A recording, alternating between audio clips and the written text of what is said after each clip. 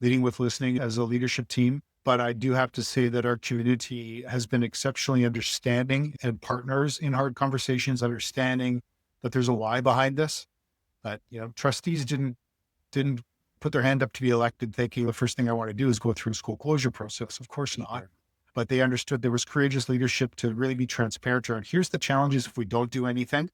And here would be the opportunities if we can get on the other side of this. And community's been great about that. Our partner groups have been great about being part of hard conversations. And I think that, as always in leadership, the strength's in the room. So leaning on my colleagues to check my thinking along the way has been really important to me, to slow down decisions and have them double checked, have critical feedback at those points to say, is this the right approach or is there something else maybe we need to consider?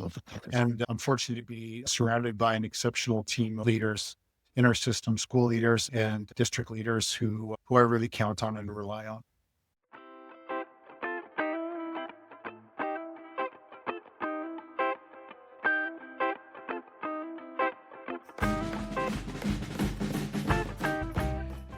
Sometimes I ask my friends and previous guests to give me suggestions as to who to interview. Now, I had just met Todd. We've been working to coordinate some professional learning. But in the meantime, Chris Kennedy said, you should interview Todd Manuel. And Todd, he said specifically because here's a guy that closed schools and people were happy about it. And again, I don't know if the word is happy, if that's the word to use, but it wasn't what you might think it would be when you close a school. And, for those of you that are in communities where you've had to be part of a school closure or that conversation comes up, it is highly emotionally charged. And, one that only a skilled leader would be able to navigate and go through to glean a positive outcome. And Todd did that.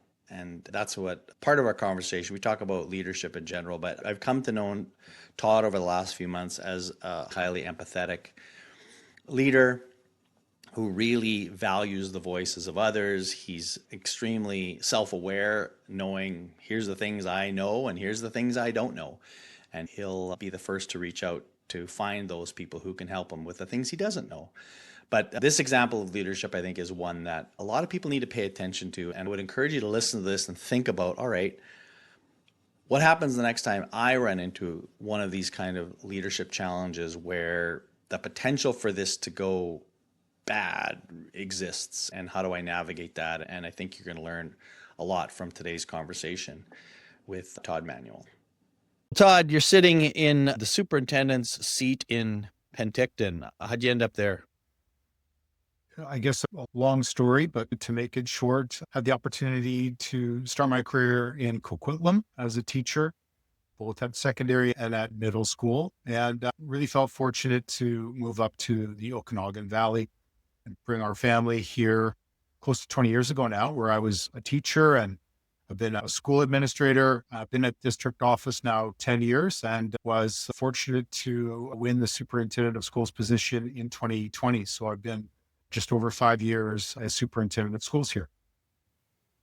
I think the Okanagan in general is a fairly envied place for lots of Canada for a lot of reasons. But like when you are talking to people about Penticton, having been there for as many years as you have, how do you describe, first of all, the community, but then also the school district itself? What's that like culturally? Yeah, it's a real privilege to live on the traditional unceded territory of the Okanagan First People. And the land here is incredible. We're situated, for those who haven't been to Penticton, in between two lakes, Skaha Lake, Okanagan Lake, and in a beautiful valley where in, half an hour, you can be out in lakes in the hills and you have immense beauty all around you. Very dry climate here in the South Okanagan. The Osoyoos area, which is about an hour and a half drive south of us, actually is a desert in terms of limited precipitation. And we have very dry climate here as well. At this time of year, you could be skiing up at Apex in the morning and golfing in the afternoon. And I feel really fortunate to have raised my family here in this beautiful place, for sure. And then let's just talk a little bit about the schools. And you're quite a bit smaller than your neighbor to the north in Kelowna, Yeah. but you've been part of the school. How do you describe the culture and vibe, if you will, of Okanagan Skaha? Yeah, when I arrived here 20 years ago, it was certainly a really proud tradition that's continued around meeting kids where they're at, really strong assessment practices. We've had a couple of our educators go on to become assessment keynote speakers throughout the world, Myron Duick and Tom Schimmer, and that came through a real focus in this district around assessment. And we've got tons of great educators who continue to really lead in a great way with kids. A really proud district with a great history, but also one that's had in recent times some challenges in terms of how the community has changed, and a lot less kids now than we had 20 years ago. One thing that I know from the little bit of time that I've spent in your district, I was there, a month ago with 6 other boards and this is a BC thing, but I almost sensed it even to a greater degree, is the attention that's paid to Indigenous ways of knowing and First Peoples principles ways of knowing. Just talk a little bit about, do you see a trajectory in terms of, if you think about where your board was 20 years ago to today, what's the evolution been in terms of embracing the Indigenous culture and peoples just over that time? Yeah, I would maybe start with provincially in British Columbia. There's been a very clear commitment from the Ministry of Education and Childcare to ensure that we're prioritizing our work and focus on narrowing the equity gap of our Indigenous learners. And in our community, we've worked really intentionally around building those relationships. Currently, there's some terms of reference that need to be updated throughout the province and districts around what's called Bill 40, which is ensuring that Indigenous rights holders have more voice around how education programs look, that there's more engagement, and ensuring that we're doing everything we can to get all of our learners to that equity gap and to narrow it, and hopefully sooner than later not have that conversation anymore about gaps around achievement for Indigenous learners. So our board's commitment has been significant, both in their renewed strategic plan, where they partnered with Indigenous rights holders to use the Chaptik, or the creation stories of the Okanagan First Peoples, as part of our learning that's embedded now in our strategic plan. The room that you were in, you would have seen the 4 food chiefs that were painted by a local Indigenous rights holder for us. And we have our installations in our schools. We heard from students when we did an equity scan that they wanted to see more culture, learn more culture, but also see more culture in their school community. So we've been attending to that work as well in our schools. This is my theory. Maybe it's not a brilliant theory. Maybe it's obvious. Maybe it's not. But I feel that one of the advantages that British Columbia has in terms of its efforts in this area in particular is just the fact that you live in a place where the land is very much more sort of celebrated, appreciated, and experienced. Listen, I live in Saskatchewan. There's nothing wrong with Saskatchewan. But you know the trope, right? It's prairies, it's flat, it's uninteresting, and sometimes we take that for granted. It's very difficult for you to take for granted the fact that there are mountains all around you, and you embrace the land to a degree that I think, prompts you to ask, what is this all about? What does this mean? And thus thinking about the connection to that. So I don't know if that, and even speak to that, the idea of outdoor kind of learning culture and everything is wrapped around all of this. Absolutely. So our educators we have some real lead educators who are embedded in land-based learning initiatives. And we know that when we get kids outside and moving and connecting to the land, it helps in all sorts of elements of their lives. Right. The social emotional learning, lessening of anxiety, and connecting to community as well. And that's a big part of it for sure, Dean. And I know that a big part of our work as well is ensuring that when we're on the land, we're also learning from rights holders around traditional knowledge. And we've been fortunate to have that partnership to start to have that be gifted to us and to our educators to share with kids.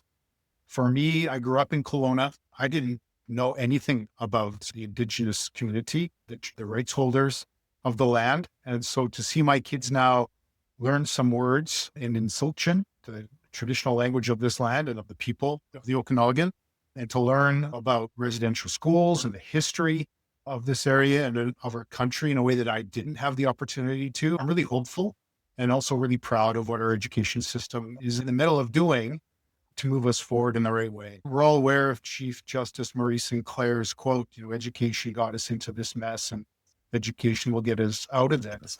And I really believe that to be true. And I believe that we are on the right trajectory to get there. We have a ton of work still to do, for sure.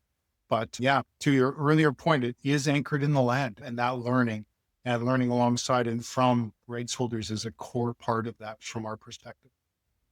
And it's really been, I think, a privilege for me to see how this plays out in different parts of the province too. So whether it's, in the lower mainland, on the island, even in the north, these are all very distinct geographical spaces. But again, there's just this unity of this land, and the peoples really play a part in the whole community. We talked about that. And you kind of touched a little bit about the assessment focus, but like when you think about your district, and what are you like most proud of if you were to give it just today when you think about status of SD 67? Yeah, I would say when I walk into the hallways of any of our schools, you can just feel it. You can feel the welcoming community that our school communities built together. Our educators, our support staff, our administrators, they're really proud of their schools, proud of their kids, and they work very intentionally to have welcoming communities. So I'd say that's something I'm very proud of in terms of pedagogy and instruction. Whether it's elementary, middle years, or secondary, there is incredible work that's going on. I'm really proud of that. Whether it's some of the AP learning opportunities that are going on at secondary, but I would also say for our vulnerable learners, our district team never give up on any child. There's always every single effort to try something new. And year in, year out, there's been different initiatives to try to find ways to reach out to our most vulnerable learners who've had the most struggle in school and often in life. And our educators just never give up on kids. Again, to be able to speak to that and to share that out, even just saying out loud encourages those people to keep going in those challenging situations where it's tough. And I think people understand that about education is that, we aren't designing widgets and building with human beings that bring all kinds of struggles. There's oftentimes, there's no easy answer, but that resilience is big key. Listen, one of the questions that I always pose to people is tell us about a leadership challenge. And full disclosure, one of the reasons why I wanted you to have you on here is a very specific leadership challenge that you had to face that I know other superintendents in certain, rural communities in particular have to face. And that is closing a school. Anytime you even broach that subject, for some people, people's emotions go pretty high. But tell us about that leadership challenge and kind of how you really work to ensure that it as positive an outcome as that possibly could be, because there are certainly negatives that come with that, but working towards a positive outcome. So tell us about that leadership challenge. Yeah, it certainly is a challenge. And there's as you know, a high sensitivity to any conversation that may include discussion around potentially closing a school. Our school communities more than ever are the hubs of their communities, and in rural areas, even more, those are the center points most often. The challenge that we have really faced and have faced has been significant declining enrollment. So over 20 plus years, we've 2,000 less students in our system. And the conversation really happened with my first year in the senior team office as a director 10 years ago. The superintendent, the board at that time, addressed that challenge, and a school was closed. There was some relief from the ministry to rural areas. That relief didn't last in terms of long-term, and the challenges over the 10 years came back. And so we were in a position where we were seeing over $1 million of cost pressure based on the inefficient use of space in our system, less those 2,000 students without addressing additional reconfiguration or closure. So the board last year went forward to the public to have engagement, and they were very courageous in taking that on. Not easy for trustees, obviously elected officials, to go to community and say that we have to have this hard conversation.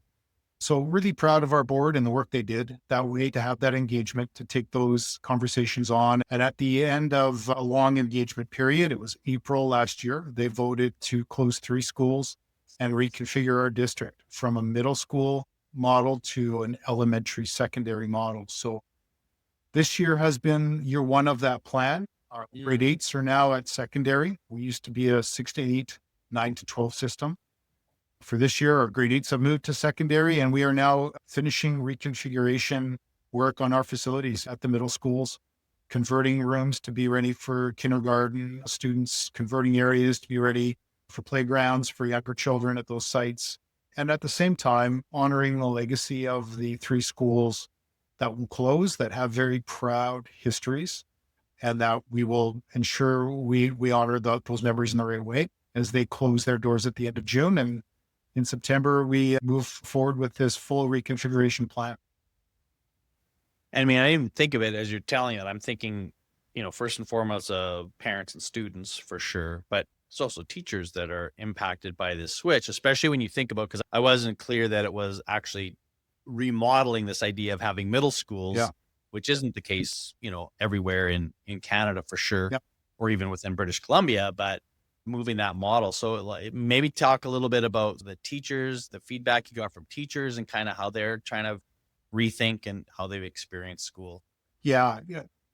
Certainly the number one impact, of course, is changes for families and students as you realign catchments and realign your schools, but equally sensitive to the impacts for those teachers that are at those sites, particularly. A real proud history of middle schools in our district over 20 years and middle school instruction. But we've been clear to say that the best parts of middle years pedagogy, we expect that those continue. Our 12-year-olds are still 12-year-olds, right? They need to be still connected with in the same way. The same social emotional learning needs to take place in classrooms. The same community building needs to take place. It'll look different in terms of the structure, but the best parts of instruction come with those teachers who bring that exceptional pedagogy. In terms of those changes, though, for those particular sites, we recognize for our teachers, it's a big shift. Some of our teachers have been at those sites for over 20 years, and they've got great memories, and they've built that proud history of that school.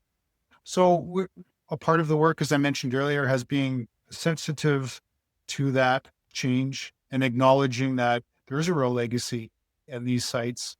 And we want to honor that in the right way as we close them. So every school is having a legacy event in June to honor the memories, to say goodbye, so to speak, to those schools, but then also to turn their attention to the move to a new school community that they get to build together, and hopefully the excitement that will come with that. So I'm sure lots of learning for you along that journey in terms of, was there anything in there that, I don't know, either surprised you or in that move is you hadn't considered? Just again, this is not something you do on a regular basis. So there's a lot of newness that comes when you have to go down this path. So was there anything in this journey that may either surprised you or just you hadn't thought of really? I think it was great to see overall significant understanding and support from community through really hard conversations. And I don't know if that surprised me, other than I wasn't really sure how the hard conversation would go. And certainly there's been lots of hard conversations, lots of listening, leading with listening as a leadership team. But I do have to say that our community has been exceptionally understanding and partners in hard conversations, understanding that there's a why behind this. That, trustees didn't put their hand up to be elected thinking the first thing I want to do is go through a school closure process. Of course not. But they understood there was courageous leadership to really be transparent around, here's the challenges if we don't do anything, and here would be the opportunities if we can get on the other side of this. And community's been great about that. Our partner groups have been great about being part of hard conversations. And I think that, as always in leadership, the strength's in the room. So leaning on my colleagues to check my thinking along the way has been really important to me, to slow down decisions and have them double checked, have critical feedback at those points to say, is this the right approach, or is there something else maybe we need to consider?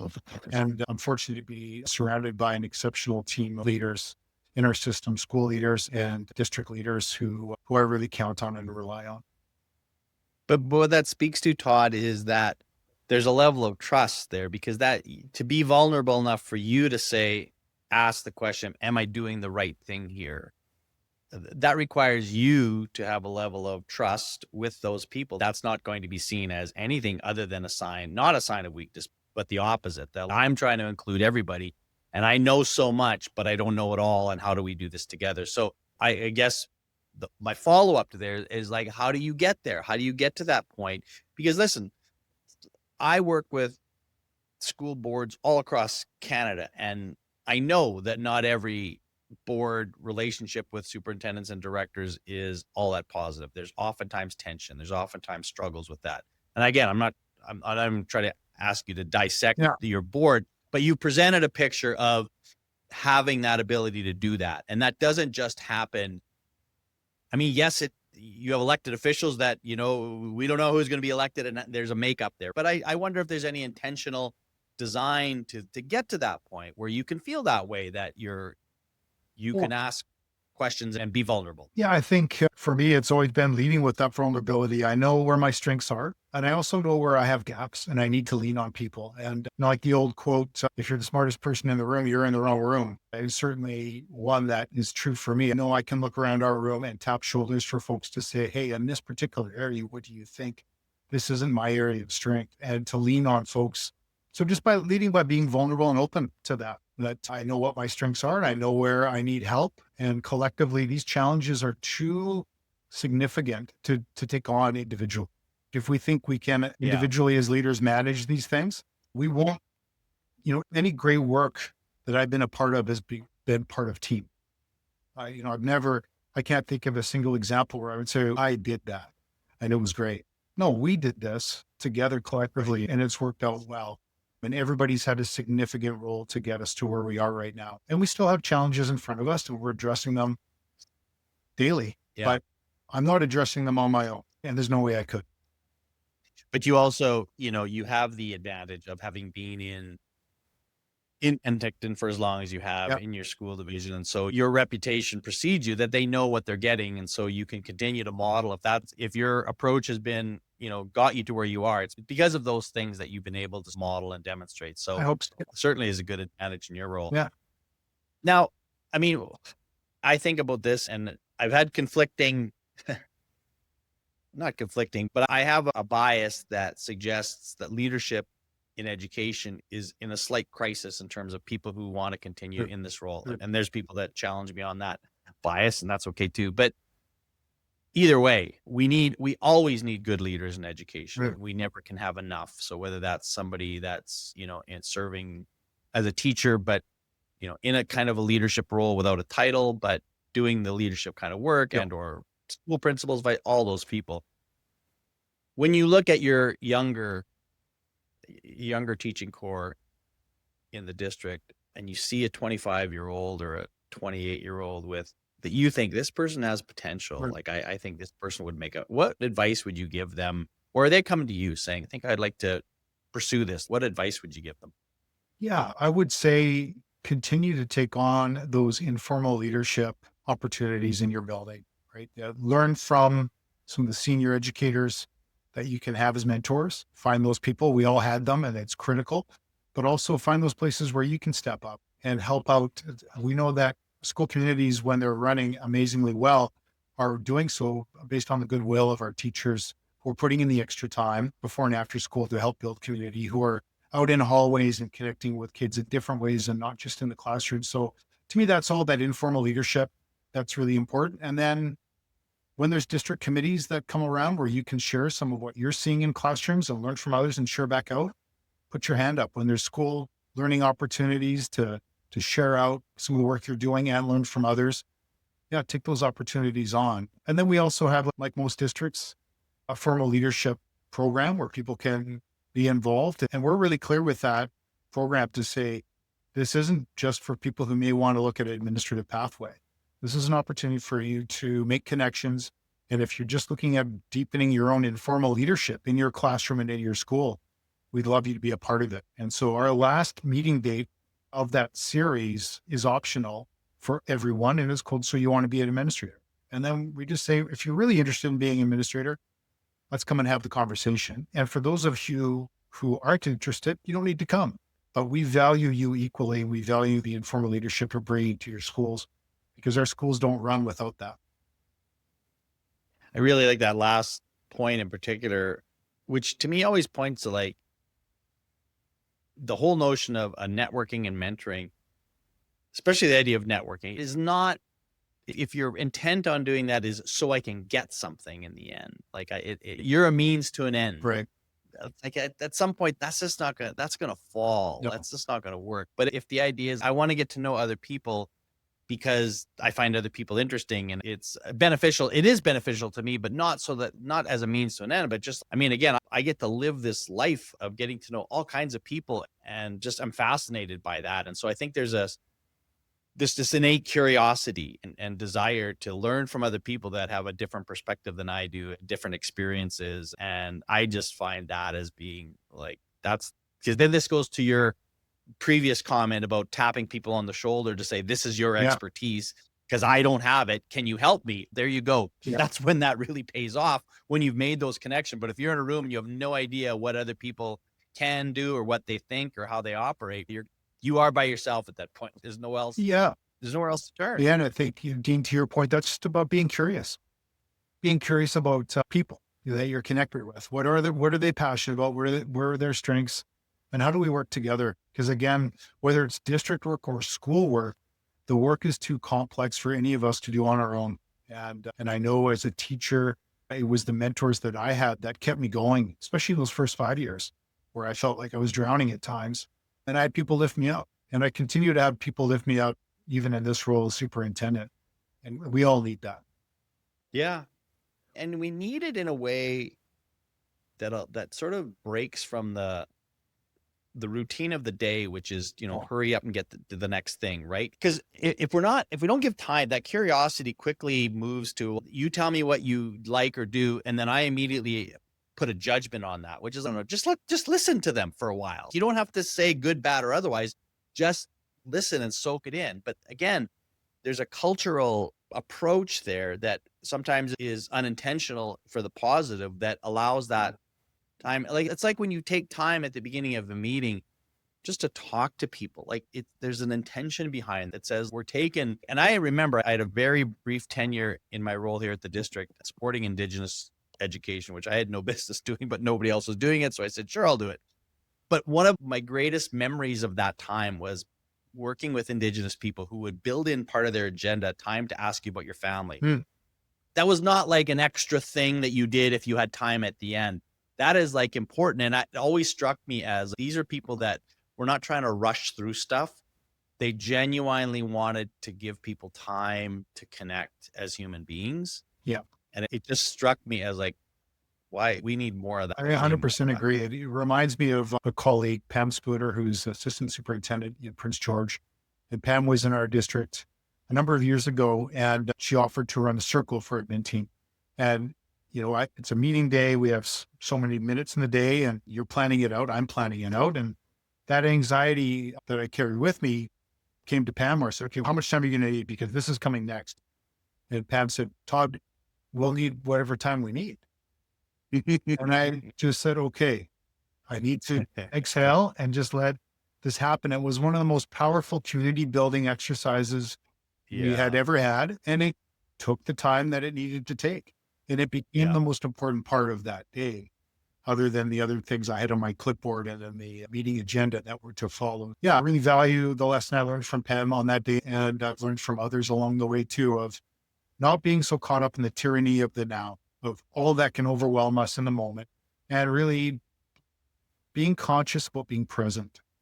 And we talked earlier offline about the impact of phones. And if we're putting phones away, let's also be intentional about being present with each other. Right. And modeling that for our kids, not just saying to our kids, you can't be on a phone, but saying to ourselves as adults, how do we want to be together? And are we listening first? That's right.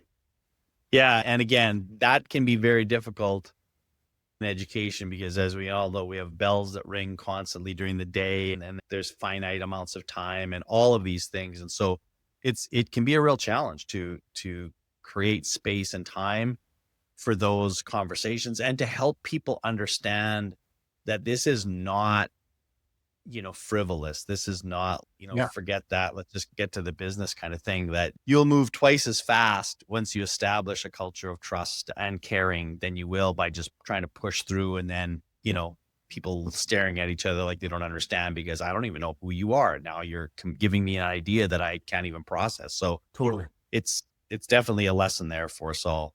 You kind of lead me to my next question here, which you mentioned Pam, and I think I got to meet Pam up in Prince George. So that's kind of a neat connection. But who might you give another shout out to as somebody that you're grateful for in your journey? It could be somebody that and again, I like it when people might be something that happened yesterday that just made you think of that, or maybe somebody that you're thinking about in your past. But Yeah. and even better if that person might even hear themselves get a little bit of a shout out. Somebody who I have the utmost respect for and I've really learned a lot from and continue to is our mutual friend, John Reaver. And, really excited to see John announced as a superintendent in Okanagan on Kelowna, ST23, beginning in August. But John is someone who, when I'm looking for the next literature to dig in on, or if I'm having a critical thought around, will this initiative, will this professional learning resonate in the right way and make the right impact on kids? John's been incredible to say, here's what we're thinking about, or have you considered this, Todd? Here's a resource. Yeah, so he's someone who's been a great colleague and friend, exceptionally wise and always learning. Yeah, I want to give a shout out to John. That's awesome. And I love it when, it's somebody that I know too, that confirms, yeah, I would say the same thing. Cause sometimes I have an impression of a person, and I mean, you know John better than I do, but all the things you say certainly align with my experience with that one. All right. I'll get you out of here with three quicker questions here. Anything that you're reading or listening to for professional learning right now? Yeah. Paul Block's work. Actually, Paul Block's work was given to me or suggested to me by John years ago. And I'm coming back to a book of his called Community. So a lot of the themes we've talked about in the last 10 minutes around the importance of being present, around flat hierarchy in organizations and relationships, he does a great job of speaking to and challenges thinking in a really good way. That's the one I've come back to in the last few weeks.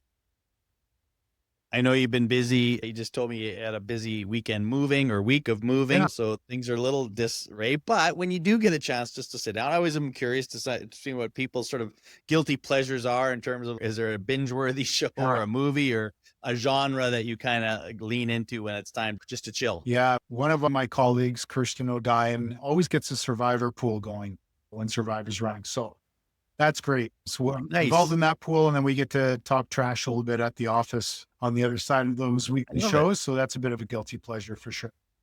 Yeah, my wife, she's always a Survivor fan. And, in the past years when I've traveled a lot, she just watches them. But the last few years since COVID, she said, no, we're watching this together. So it's a couple thing.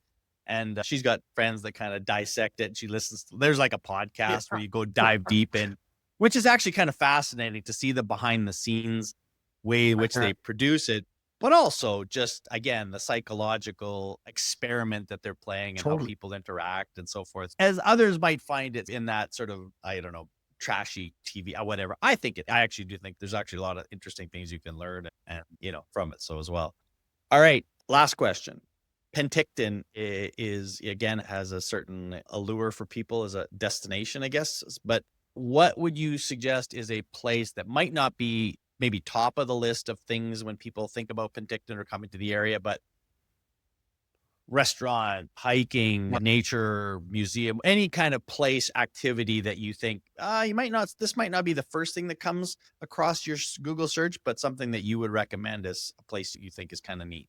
Yeah, I guess two things. One is our district, when you're in Penticton, the district also includes the beautiful community of Summerland, and then through the Horseshoe Drive around to the other side of the lake, Naramata, Caledon, a little bit further south.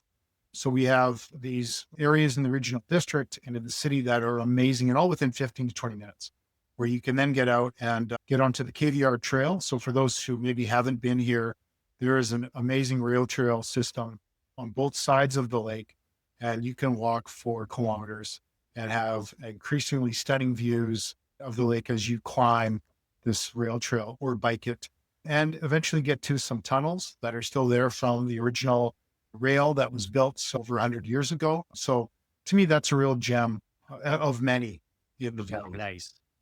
Awesome. Todd, it's been a pleasure today talking, but also just to getting to know you over the last few months and some of the work we're doing. Excited to kind of keep that up. Very just interesting to hear more about the story of you and your board and so many good things. Again, I'm grateful to have that opportunity and appreciate your time today. This was great. Yeah, thanks a lot, Dean. I really appreciate it too. And looking forward to having you back in district to continue the work that you're helping lead with us. So thanks. Nice. Cheers. Cheers.